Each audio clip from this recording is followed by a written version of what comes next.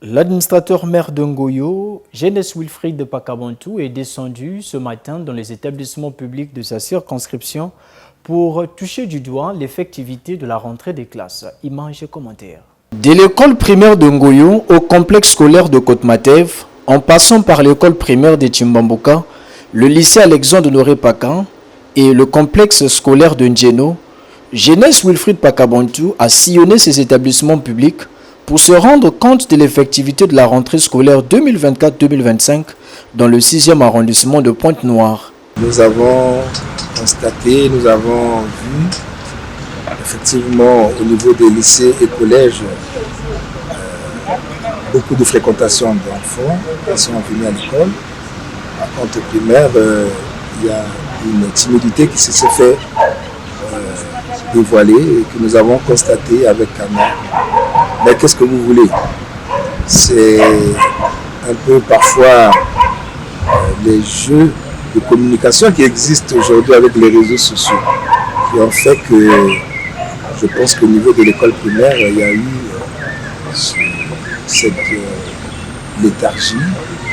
Mais j'y crois et que je pense que demain, les parents d'élèves verront toute leur progéniture à l'école. Parce qu'on met au monde un enfant pour qu'il devienne excellent. Et pour être excellent, il faut aller à l'école. Les enseignants ont toutefois répondu présent malgré la timidité du côté des apprenants. Sur le plan administratif, nous avons constaté une présence effective de tous les enseignants. Le personnel enseignant s'est très bien comporté, du préscolaire à l'école primaire, de l'école primaire au collège, du collège au lycée. Nous n'avons enregistré pratiquement pas d'absents, mais des exclusifs pour cause de deuil, pour cause de maladie. Mais la présence des enseignants a été effective. Voilà pourquoi je donne un coup de chapeau au personnel enseignant de l'arrondissement numéro 6 qui ont bien voulu répondre présent à l'appel du gouvernement au premier jour de la rentrée scolaire.